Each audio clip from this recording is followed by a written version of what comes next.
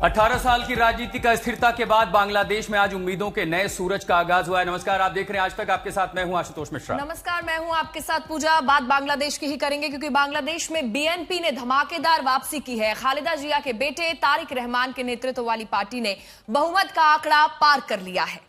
अब तक 200 से ज्यादा सीटों पर पार्टी जीत दर्ज कर चुकी है। तारिक रहमान का प्रधानमंत्री बनना लेकिन तय है। औपचारिक आंकड़े आने शुरू हो गए हैं। लगभग 11 बजे तक आंकड़ा साफ हो जाएगा। लेकिन बांग्लादेश चुनाव में 60% मतदान हुआ है और यह बताता है कि बांग्लादेश के लोगों को इस चुनाव से कितनी उम्मीदें थी। जनता ने 2 मामलों पर वोट डाला, एक साथ नई सरकार चुनने के लिए, तो दूसरा वोट संविधान में प्रस्तावित बदलावों पर अपनी राय देने के लिए। जुलाई चार्टर की वो 40 मांगों पर भी बहुमत का दावा है क्योंकि 70% आबादी ने यस वोट किया है, जबकि 27 से 28% की आबादी ने नो वोट किया है। इस जीत पर बांग्लादेश नेशनल पार्टी समर्थकों से जश्न न मनाने की अपील की है तारिक रहमान ने, और यह भी कहा है कि जीत का उत्सव मनाने की जगह देश भर में शुक्रवार की नमाज में शामिल होकर पूर्व पीएम खालिदा जिया को याद करें। तो बीएनपी के संदेश को संयम और राजनीतिक शिष्टाचार के संकेत के तौर पर देखा जा रहा है। पार्टी नेतृत्व ने समर्थकों से शांति बनाए रखने और लोकतांत्रिक प्रक्रिया का सम्मान करने की अपील भी की है। तो बीएनपी प्रमुख तारिक रहमान का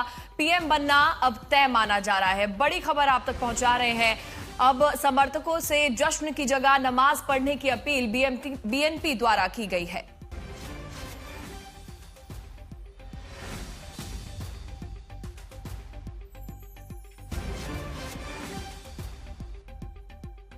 और पूजा, ये जीत इतनी महत्वपूर्ण है बांग्लादेश के लिए क्योंकि 18 महीने की अनिश्चितता थी और अब जब जीत का जश्न दूसरी तरफ है तो बीएनपी की जीत के बाद जमात के गठबंधन का बड़ा आरोप भी आ रहा है। मतगणना प्रक्रिया में जानबूझकर देरी की गई, साथ ही नतीजों में हेराफेरी का भी आरोप लगाया गया। यह आरोप जमात इस्लामी की ओर से आ रहा है। जिम्मेदार अधिकारियों के खिलाफ कड़े आंदोलन की भी धमकी दी गई है। सिर्फ जमात इस्लामी नहीं बल्कि 11 पार्टियों का यह गठबंधन जो नतीजों से नाखुश है। अब तक 40 सीटें भी जमात इस्लामी औपचारिक आंकड़ों में पार नहीं कर पाई है। हालांकि जमात इस्लामी के मुखिया डॉक्टर शफीकुर रहमान ने एक ओपिनियन पोल का सर्वे साझा किया था और कहा था कि देखिए, कांटे की लड़ाई है, 151 तक भी पहुंच सकते हैं। और अब जब हाशिए पर पहुंची है पार्टी तो धमकी दी जा रही है कि वो उन अधिकारियों के खिलाफ आंदोलन करेंगे जिनकी वजह से नतीजों में देरी हो रही है और जिनकी वजह से जमात इस्लामी का ये जो हश्र हुआ है बांग्लादेश के 13वें आम चुनाव में।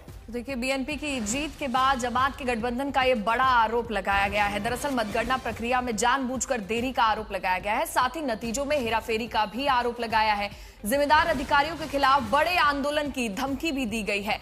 अधिकारियों के खिलाफ आंदोलन की धमकी दी जा रही है। प्रणय हमारे साथ जुड़ गए हैं। लेकिन प्रणय के पहले एक बार ढाका चल लेते हैं पूजा, क्योंकि इंद्रजीत कुंडू दरअसल वहां मौजूद हैं। जरा जमीन की तस्वीरें भी देख लें। प्रणय तो लगातार बांग्लादेश पर तमाम जानकारी दे रहे थे, तो प्रणय आप बने हमारे साथ। इंद्रजीत कुंडू ढाका से हमारे साथ जुड़े। इंद्रजीत, आज की सुबह बांग्लादेश के लिए न सिर्फ उम्मीदें भी हैं बल्कि हर सुबह जहां कहीं अल्पसंख्यकों के खिलाफ हिंसा की खबर आती थी, पॉलिटिकल वायलेंस की खबर आती थी, ढाका की सड़कें आज क्या कह रही हैं? आशुतोष, बहुत ही महत्वपूर्ण ये चुनाव था। 2 साल की उम्मीद लगाए बैठे थे लोग, क्योंकि जिस तरह का पॉलिटिकल टर्मोइल बांग्लादेश में देखने को मिला था, कहीं ना कहीं जिस तरह का टर्नआउट भी हम लोगों को देखने को मिला कल पूरा दिन, अभी तक अनऑफिशियली 60% टर्नआउट की बात की जा रही है। हालांकि इलेक्शन कमीशन ने ऑफिशियली पुष्टि नहीं की है। 2 बजे तक 48% लोग वोट डाला था, तो कहीं ना कहीं ये लगता है कि 50% से ज्यादा अगर कोई टर्नआउट होता है बांग्लादेश के चुनाव में तो ये काफी अच्छा माना जाता है। और ये लोग उम्मीद आस लगाए बैठे थे।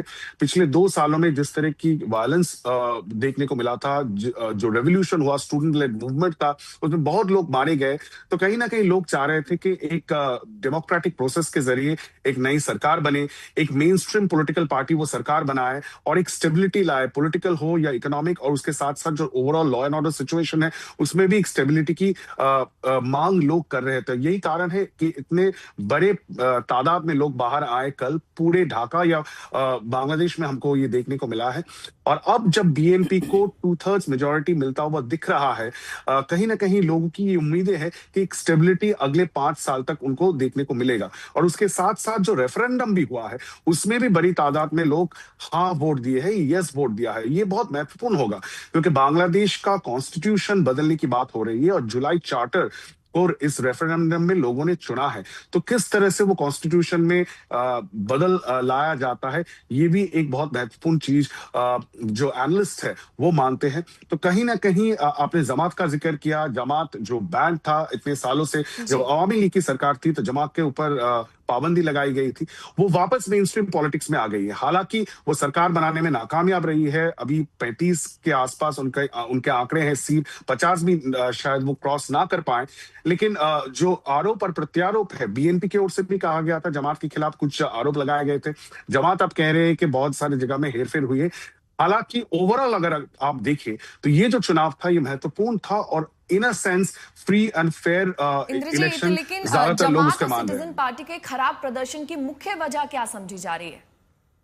क्या लग रहा है? देखिए, जो एनसीपी, जो नई पार्टी है एनसीपी पार्टी, जो स्टूडेंट्स लेड मूवमेंट के जरिए आई थी, इसमें से ज्यादा उम्मीदें किसी को भी नहीं था कि वो बहुत सारे सीट वो जीत पाएंगे। एक नई पार्टी है, नया संगठन तैयार हो रहा है। हालांकि जो स्टूडेंट मूवमेंट था उसमें भारी तादाद में यूथ जो समर्थन उनको दे रहे थे, लेकिन ऑर्गेनाइजेशनली एनसीपी पार्टी वो बहुत वीक है। सर्जिस आलम जो उनके एक प्रमुख नेता है वो हार चुके हैं। हसनत अब्दुल्ला और नाहिद इस्लाम, बाकी दो प्रमुख नेता, वो जीते हैं। लेकिन इस पार्टी से लोगों को उम्मीद ज्यादा थी, लेकिन उनकी ऑर्गेनाइजेशन उतनी शक्तिशाली नहीं थी, और यही कारण है कि वो खुद अकेले इस चुनाव को नहीं लड़े।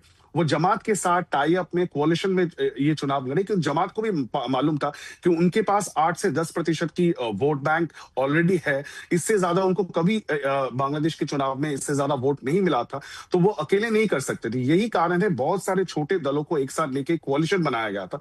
हालांकि बीएनपी जो पहले क्षमता में थी, उनके पास वो एक्सपीरियंस है गवर्नेंस का, और बांग्लादेश के राजनीति में दो ही मेन स्ट्रीम पॉलिटिकल पार्टीज है जिसका जो विस्तार है या जो ऑर्गेनाइजेशन है वो पूरे देश में है। अब अवामी लीग नहीं है, बैन लगाया गया है।